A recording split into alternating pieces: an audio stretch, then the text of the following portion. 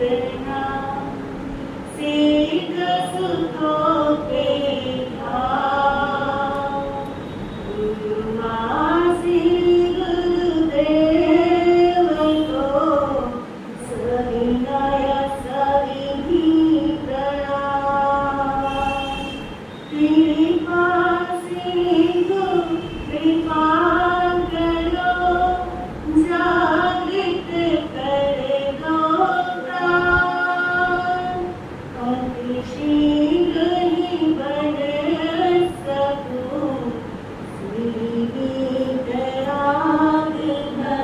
भगवान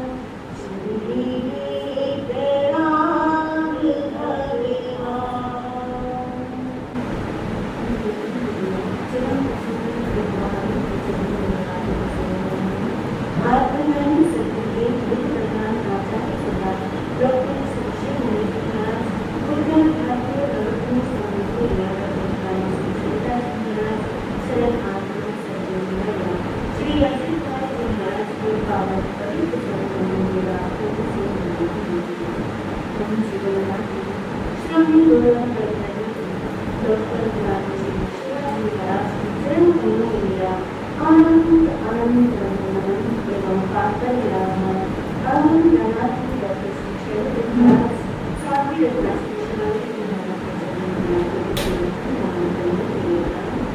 वितराग वाणी को श्रवण करने के लिए आप सब यहाँ पर उपस्थित हैं। वितराग वाणी में चल रही है ध्यान की चर्चा। ध्यान की चर्चा में हमने ध्यान के स्वरूप को समझा, उसके रूप को समझा, आत्म ध्यान लोक ध्यान के विषय में भी समझा और लोक ध्यान को विस्तार से हमने जाना। आज बात आएगी शुद्ध ध्यान। शुद्ध ध्यान ये क्या है?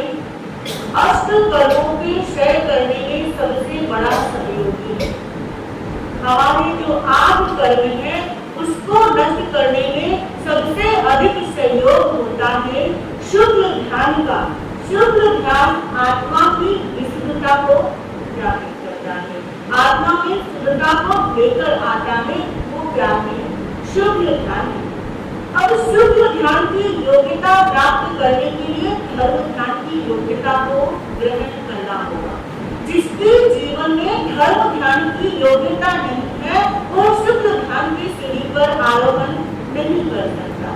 जब तक हम प्रथम सीढ़ी को पार नहीं करेंगे तब तक हम द्वितीय सीढ़ी पर जा नहीं सकते। हम सोचे सीधा प्रथम सीढ़ी को छोड़कर द्वितीय सीढ़ी पे चले जाए, चतुर्थ सीढ़ी पर चले जाए, ऐसा नहीं हो सकता। इसी प्रकार जब तक आत्म ध्यान और लोक ध्यान को छोड़कर धर्म ध्यान की सीढ़ी पर नहीं चढ़ेंगे तब तक शुद्ध ध्यान की सीढ़ी पर हम प्रवेश नहीं कर सकते। तो शुद्ध ध्यान में प्रवेश करने के लिए धर्म ध्यान की उपयोगिता को आवश्यक माना है। शुक्ल किसे कहा है? जो शोक, दुख और अवसाद। दुख क्या है? किस चीज का दुख है? जन्म का दुख है, मृत्यु का दुख है, रोग का दुख है, बुढ़ापे का दुख है। ये सब क्या है? जीवन में दुख है। जन्म होता है तब भी पीड़ा होती है, उसका भी दुख है। मृत्यु होती है उसमें भी दुख है।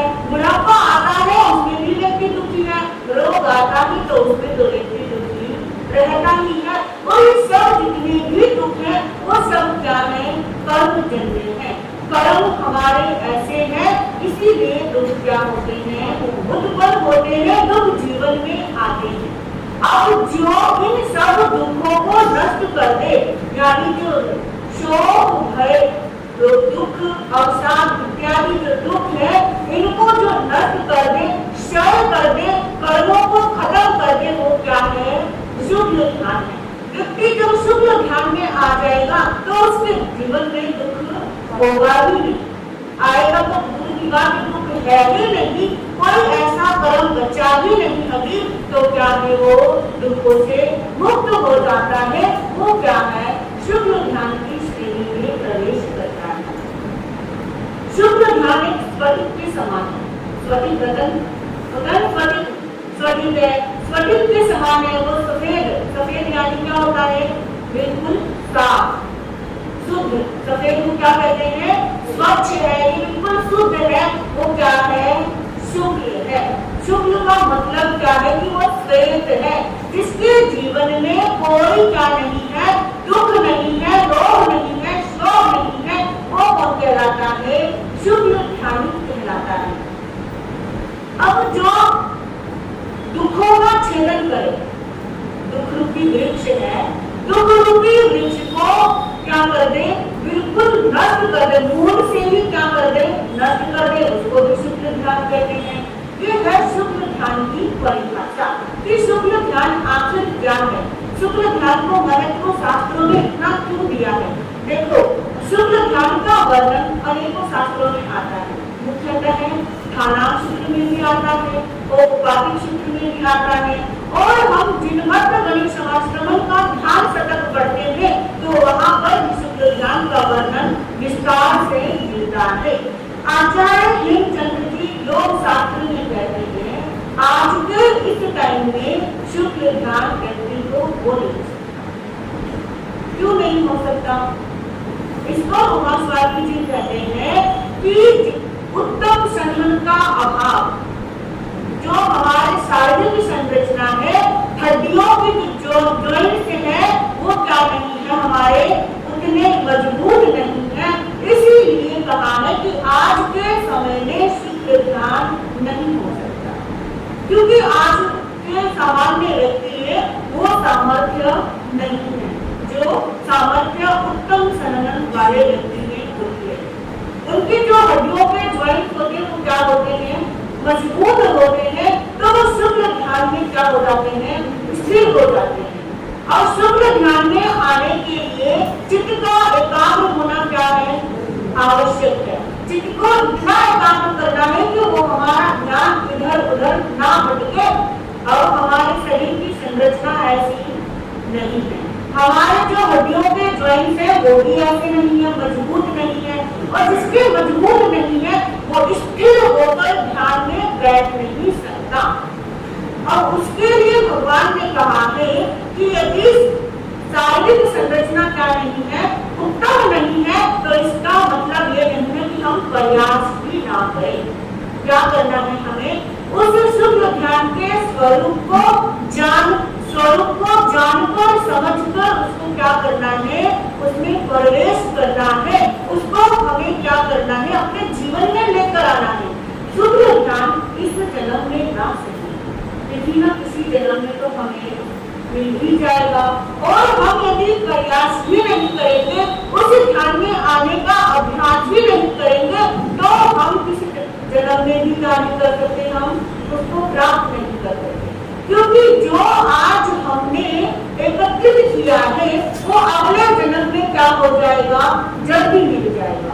आपने शुक्ल ध्यान का प्रयास किया है, धर्म ध्यान के माध्यम से उस शुक्ल ध्यान में प्रवेश करने का क्या किया है? रास्ता बनाया है। धर्म ध्यान के आलंबन बताए थे, विजय बताए थे, अनुप्रेक्षाएं बताई थी, उन सबका अभ्यास करके हमने शुक्ल ध्यान में प्रवेश करने का मार्ग क्या कर लिया है? खोल लिया है, मार्ग हमको मिल गया है। तो वो मार्ग अगले जन्म में अधिक प्रयास किए बिना ही हमको क्या मिल जाएगा? वो मार्ग मिल जाएगा, क्योंकि हमने प्रयास कर लिया है, बस उसमें प्रवेश करना है, उसमें स्थिर होना है। प्रवेश भी कर लिया, परंतु स्थिर भी होना अति आवश्यक है। तो उसमें स्थिर होना है तो पहला अभ्यास आवश्यक है। सोचो, हमसे तो ध्यान होता ही नहीं, तो हम शुद्ध ध्यान की स्थिति में पहुंचेंगे कैसे? सामान्य ध्यान भी हमसे हो नहीं पाता, तो शुद्ध ध्यान की श्रेणी में चढ़ेंगे कैसे? यह सोचकर व्यक्ति क्या नहीं करता? ध्यान करना छोड़ देता है। परंतु अभ्यास हमें उस श्रेणी तक पहुंचा देता है। किसी न किसी जन्म में हम उस स्थिति में पहुंच जाएंगे, बस अपना अभ्यास हमें छोड़ना नहीं है। तो शुक्ल ध्यान इस जन्म में नहीं होगा तो किसी न किसी जन्म में वो शुक्ल ध्यान होगा ही होगा। तो हमने बात की थी कि ध्यानांग सूत्र, औपपादिक सूत्र और ध्यान शतक में शुक्ल ध्यान का वर्णन आया है। वहां पे शुक्ल ध्यान की 4 भेद बताए हैं। 4 भेद में प्रथम भेद है पृथक्त्व वितर्क सविचार। पृथक्त्व वितर्क सविचार। पृथक्त्व किसे कहते हैं? पृथक किसे कहते हैं? अलग होना, एक होना। यानी कि पृथक का मतलब बताया जो भिन्नता का दर्शन करता है वो पृथक्त्व है। यानी एक ही वस्तु में भिन्न भिन्न पर्याय को देखना वो क्या है? पृथक्त्व है। अब देखो एक छोटा बालक है, वो क्या है? अपने मित्रों के साथ खेल रहा है, बाहर गलियों में खेल रहा है और वो वहां से कुछ ऐसी भाषाएं, कुछ ऐसे शब्द सीख कर आता है तो परिवार वाले क्या कहते हैं कि इस बालक को उन दोस्तों से क्या कर दो? पृथक कर दो, अलग कर दो। क्यों? क्योंकि वो उनसे गलत आदतें सीख रहा है। तो पृथक का मतलब है कि अलग कर देना। अब जो वितर्क का अर्थ क्या दिया है? शुद्ध ज्ञान। वितर्क यानी शुद्ध ज्ञान। वितर्क को निश्चय भी कहते हैं, यानी कि किसी भी निश्चय पर पहुंचने के लिए हमें ज्ञान की आवश्यकता होती है। और ज्ञान कैसे मिलता है हमें? हमने क्या किया है? अपनी शंकाओं का समाधान किया, उस बात पर तर्क किया तो हमें वो ज्ञान क्या हो गया? मिल गया। तर्क करना है, कुतर्क नहीं। कुतर्क से ज्ञान नहीं मिलता, केवल तर्क करना है, उस तर्क से हमको ज्ञान मिला। तर्क कैसे करना है कि एक चीज ले ली, एक वस्तु ले ली, उस विषय में भिन्न भिन्न दृष्टि से उसको देखना। और हमारा जैन दर्शन भी क्या है? एक ही वस्तु को भिन्न भिन्न दृष्टि से देखता है, वो क्या है? तर्क है। जब हम भिन्न भिन्न दृष्टि से वस्तु को देखते हैं तो उसका ज्ञान हमें क्या हो जाता है? मिल जाता है। वो क्या कहलाता है? वितर्क कहलाता है। और जो हमारा जो ध्यान है, पृथक्त्व वितर्क सविचार वाला ध्यान है, वो क्या कहता है? और भेद प्रधान ध्यान है। भेद प्रधान ध्यान यानी कि भेद करना, वस्तुओं का भेद करना।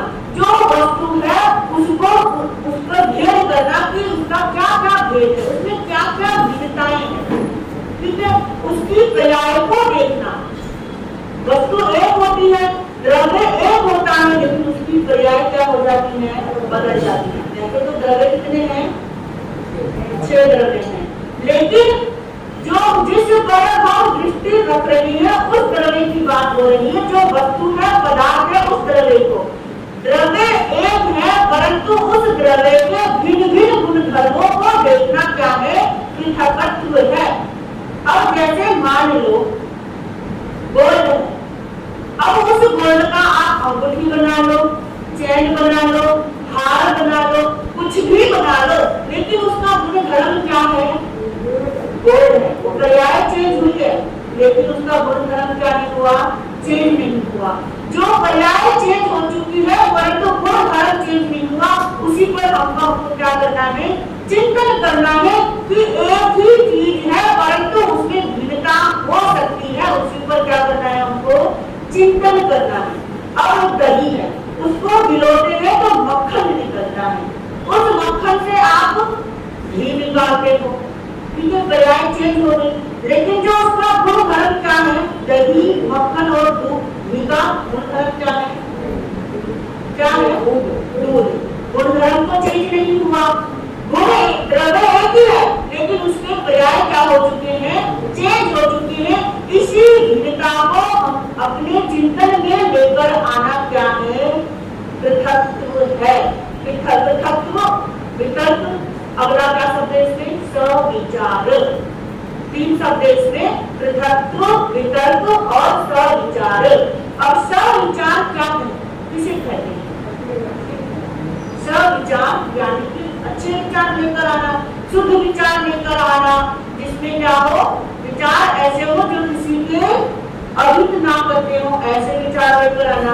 परंतु यहाँ पर जिस विचार की चर्चा की है वो है भेद पूर्वक वस्तु का चिंतन करना। अभी कहा है ना कि एक ही पर्याय है लेकिन उसके भेदों पर क्या करना? चिंतन करना। चिंतन यानी कि विचार करना कि इस वस्तु का ये पर्याय है परंतु इसका गुण क्या है? एक ही है। गुण तो एक ही है, पर्याय क्या है? भिन्न भिन्न है। संसार में ऐसे बहुत से पदार्थ हैं जिस क्या है, गुण एक है लेकिन पर्याय अलग अलग हैं। अब एक ही स्त्री को, जैसे कि स्त्री एक ही है, कोई उसे माता कहता है, कोई उसे पुत्री कहता है, कोई उसे मौसी कहता है, कोई उसे चाची भी कहता है, बहन भी कहता है। स्त्री तो एक ही है ना, बस उसके क्या है, स्वरूप क्या हो चुके हैं, चेंज हो चुके हैं, उसका रूप चेंज हुआ है, परंतु उसको स्त्री क्या है, एक ही है। इस भिन्नता पर विचार करना क्या है, सविचार है। तो ये जो प्रथम ध्यान, शुद्ध ध्यान की श्रेणी है, वो ये कहती है कि संसार में रह रहे हैं तो इस बात का चिंतन करो कि संसार में सब चीजें क्या है, भिन्न भिन्न है। क्या है, सब चीजें भिन्न भिन्न है, उनकी पर्याय क्या है, भिन्न भिन्न है। यह चिंतन हमें इस ध्यान में करना है। अब पृथकत्व विचार का भाव क्या है, भाव की आधार भूमि है पदार्थ के स्वरूप का चिंतन करना। पृथकत्व का जो आधार भूमि है उस पर क्या करना, उसके स्वरूप का चिंतन करना। और संसार में पदार्थ कितने हैं, पदार्थ कितने हैं संसार में, मूल रूप में पदार्थ जिसे हम तत्व भी कह सकते हैं, मूल रूप में वो जीव और अजीव। उस जीव और अजीव पर क्या करना, चिंतन करना कि जीव क्या है, अलग है, और अजीव क्या है, अलग है। और हमारी दृष्टि पर ज्यादा चिंतन करती है, स्व में कम चिंतन करती है। स्व क्या है, हमारी जीवात्मा, पर क्या है, जो ये अजीव क्या है, जड़ चेतन है, सब क्या है, पर। ये सब क्या है, पर है। और जो जीव आत्मा है वो हमारी अपनी है, स्व भी है। हम चिंतन पर का करते हैं और जो भिन्नता है उसी को चिंतन करना है कि पर अलग है और स्व अलग है, यानी कि आत्मा अलग है और शरीर अलग है।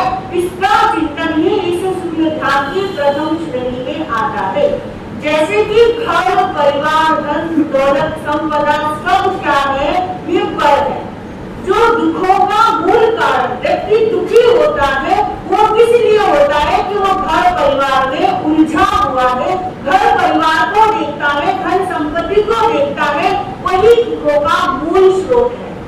मूल स्रोत क्या है दुखों का, जन्म भी कहा था और जरा भी कहा था, मृत्यु भी है, बुढ़ापा भी है, और ये सब संसार की क्या है, कारण है। संसार में ही सब चीजें मिलती है, जन्म भी संसार में है, मरण भी संसार में है, रोग भी संसार में है, और बुढ़ापा भी संसार में है। और इसी संसार में दुख अनेकों अनेक है, उसी दुख में व्यक्ति लगा रहता है, और ये सब क्या है, पर पदार्थ है। इसी पर में व्यक्ति चिंतन करता रहता है, पर का ही चिंतन उसका निरंतर रहता है कि घर को कैसे चलाना है, पुत्र है तो पुत्र की पढ़ाई कैसे करानी है, उसकी शादी करनी है, शादी करके फिर उसके बच्चे होंगे, उसकी चिंता में, यानी पर की चिंता में अपना ध्यान उसी में लगाया है। तो शुद्ध ध्यान की प्रथम श्रेणी कहती है कि पर की चिंता को छोड़कर, पर का ध्यान छोड़कर स्व का क्या करो, ध्यान करो। ये पर और स्व की भिन्नता को कराता है पृथकत्व, वितर्क, सविचार। यही हमको सिखाता है कि पर और स्व में क्या भिन्नता है, ये हमें ये ध्यान सिखाता है। चिंतन हमें स्व का करना है कि जो हमारी आत्मा है वही क्या है, सिर्फ अपनी है, बाकी सब अपने नहीं। क्या कोई अपना है, क्या कोई ऐसा व्यक्ति है जो आपका साथ मरते दम तक दे सके? क्या करते हैं, मरघट तक जाएंगे, उसके आगे आपके साथ जा सकते हैं? वो नहीं जा सकते। सिर्फ शमशान तक जाएंगे, वहां से वापस लौट जाएंगे, नहाए धोए और अपने काम पर लग गए। क्या वो आपके साथ साथ चलते हैं? नहीं चलते। जाती है आपके साथ तो मात्र आपकी ही जीवात्मा क्या करती है, आपके साथ जाती है, नहीं क्या करती है, अगले जन्म तक साथ में रहती है। और हमारे कर्म हमारे साथ जाते हैं, हमारे जो पुण्य होंगे वो हमारे साथ जाएंगे, जो हमारे कर्म होंगे वो हमारे साथ जाएंगे। अब हमको ये डिसाइड करना है कि जो कर्म है वो शुभ करने हैं, जो शुभ कर्म जाएंगे वो तो वही हमारे अगले जन्म में हमको क्या देंगे, साथ देंगे। अब शुभ कर्म किए हैं तो उन शुभ कर्मों की भी क्या करनी है, हमको निर्जरा करनी, उनको भी क्या करना पड़ता है, छोड़ना पड़ता है। शुक्ल ध्यान क्या कहता है, कर्मों को पूरी तरह से क्या कर देना, छोड़ देना, नष्ट कर देना। कर्म कैसे भी हो, शुभ हो या अशुभ हो, उन सब कर्मों को छोड़कर ही शुक्ल ध्यान में हम प्रवेश कर देंगे। शुक्ल ध्यान कहाँ से प्रारंभ होता है, कौन से स्थान से प्रारंभ होता है, चौथे स्थान से शुक्ल ध्यान प्रारंभ हो जाता है। चौथे स्थान से शुक्ल ध्यान प्रारंभ हो जाता है। हम जब चौथे स्थान में आ जाते हैं ना, वहां से शुक्ल ध्यान प्रारंभ हो जाता है। प्रारंभ तो होता है लेकिन व्यक्ति के कर्म क्या हो जाते हैं, कभी कभी उनको नीचे की ओर भी ले आते हैं। तो शुक्ल ध्यान की श्रेणी में चढ़ने के लिए सबसे पहले अपने शरीर और आत्मा का क्या करना है, हमको भेद करना है कि शरीर अलग है, आत्मा अलग है। शरीर में अनेकों रोग समाहित है, परंतु ये आत्मा क्या है, शुद्ध है, पवित्र है, अजय है, अमर है। इस आत्मा की हमें क्या करनी है, सुरक्षा करनी है। शरीर की सुरक्षा करते हैं ना, शरीर की भी सुरक्षा करते हैं, इसको अच्छा भोजन खिलाते हैं, अच्छे कपड़े पहनाते हैं, उसको सजाते हैं, सब कुछ करते हैं। देखो शरीर को चलाने के लिए भोजन आवश्यक है, लेकिन उतना ही जितना कि शरीर चल सके। लेकिन इस आत्मा को भी क्या करना है, सजाना है। अब आत्मा को सजाने के लिए किसकी आवश्यकता है, धर्म की आवश्यकता है, तब त्याग की आवश्यकता है। ये सब गुणों से हम अपनी आत्मा को क्या कर सकते हैं, सजा सकते हैं। शरीर को तो हमने सजा दिया, लेकिन इस आत्मा को सजाना भी क्या है, जरूरी है। जब तक ये आत्मा शुद्ध पवित्र नहीं होगी तब तक हम शुक्ल ध्यानी नहीं कहला सकते। शुक्ल ध्यानी बनने के लिए हमें साधना आज से ही इसी जन्म से क्या करनी पड़ेगी, प्रारंभ करनी पड़ेगी। अगर हमारी साधना अभी से प्रारंभ होगी तो अगले जन्म में जब हम जाएंगे तो वहाँ पे हमको प्रयास कम करना पड़ेगा, थोड़े से प्रयास भी हमको मिल जाएगा। अब देखो मरुदेवी माता कहते हैं कि हाथी के ओढ़ी पर बैठे बैठे उनको केवल ज्ञान हो गया, क्योंकि उन्होंने तो कोई साधना नहीं करी, सीधा केवल ज्ञान हो गया। क्या उनकी साधना इस जन्म में नहीं थी, लेकिन उन्होंने थोड़ा सा चिंतन किया, उसी से उनको क्या हो गया, केवल ज्ञान हो गया। ये किसका फल था कि उन्होंने पूर्व जन्म में उस शुक्ल ध्यान को, उस साधना को कर रखा था। वो पूर्व जन्म की साधना उनके इस जन्म में क्या आई, काम आई। थोड़ा सा चिंतन चला तो वो जो पूर्व जन्म से संचित साधना थी उसको केवल ज्ञान की सीढ़ी पर चढ़ा दी। अब गणेशो कुमार को देखो, उन्होंने भी एक रात्रि में क्या कर लिया था, केवल ज्ञान प्राप्त कर लिया था, ध्यान में खड़े हो गए। नहीं तो तीर्थंकर भगवान महावीर अष्टनेमी सबने कितनी कितनी साधना करी थी, लेकिन गणेशो कुमार को एक ही रात्रि में केवल ज्ञान और केवल दर्शन की प्राप्ति हो गई। क्या उन्होंने इतनी साधना उस समय एक समय में कर ली थी, वो साधना पूर्व जन्मों से काफी थी। पूर्व जन्मों, अनेकों जन्मों से उन्होंने अपने जीवन में साधना को लेकर आए थे, तो उन्होंने थोड़ा सा प्रयास किया और उनको केवल ज्ञान और केवल दर्शन हो गया। इसीलिए कहते हैं कि जीवन में धर्म ध्यान को, त्याग तपस्या को लेकर आए, ताकि वो त्याग तपस्या आपके अगले जन्म में भी क्या आए, काम आए। तो अगले जन्म में आप थोड़ा सा भी प्रयास करें और आपको सब कुछ क्या हो जाए, मिल जाए। सब चाहते हैं कि फटाफट छोटे से प्रयास में क्या हो जाए, आपको सफलता हासिल हो जाए। अभी भी ऐसा सोचते हैं, किसी कार्य पर जाते हैं, कोई काम करने जाते हैं, तो ऐसा सोचते हैं कि थोड़ा सा प्रयास करें, थोड़ा सा पुरुषार्थ करें और एकदम से हमको उसका फल मिल जाए। यदि आपने पहले से ही पुरुषार्थ पूरा कर रखा होता तो थोड़े से प्रयास में आपको मिल जाता। तो अपना पुरुषार्थ इतना करके रखो कि किसी जन्म में थोड़े से पुरुषार्थ में आपको क्या मिल जाए, उसका फल मिल जाए। तो शुक्ल ध्यान ऐसा नहीं है कि इस जन्म में नहीं मिलता तो हम करें ही नहीं, उसके लिए प्रयास ही ना करें, पुरुषार्थ ही ना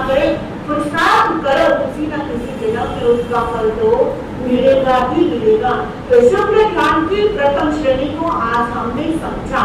क्यों हमें भिन्नता को दिखाता है कि हम ध्यान में बैठेंगे तो हमें जो द्रव्य है उसके भिन्न भिन्न गुणों को क्या करना है, देखना है, भिन्न भिन्न क्रियाओं को देखना है कि एक ही द्रव्य के अलग अलग क्रियाएं किस प्रकार है, और उन पर चिंतन करते हुए हमें शुक्ल ध्यान के अगले चरण पर क्या करते हैं, हम प्रवेश करने का रास्ता मिलता है। जब हम एक द्रव्य के भिन्न भिन्न क्रियाओं पर ध्यान करते हैं, चिंतन करते हैं, तो ये ध्यान हमें शुक्ल ध्यान की दूसरी श्रेणी में ले जाता है। दूसरी श्रेणी होती है एकत्व, वितर्क और विचार। इस श्रेणी पर हम समय आएगा कल, उसके बाद हम उस पर क्या करेंगे, चर्चा करेंगे कि ये श्रेणी हमें क्या कहती है, कि किस पर हमें ध्यान करना है। प्रथम श्रेणी तो बताया कि जो द्रव्य है उसके भिन्न भिन्न क्रियाओं पर ध्यान करो, लेकिन दूसरी श्रेणी हमें क्या कहती है, इस पर हम आने वाले समय पर चर्चा करेंगे। इन्हीं शब्दों के साथ नमो ज्ञानम जय ज्ञान। जय जय।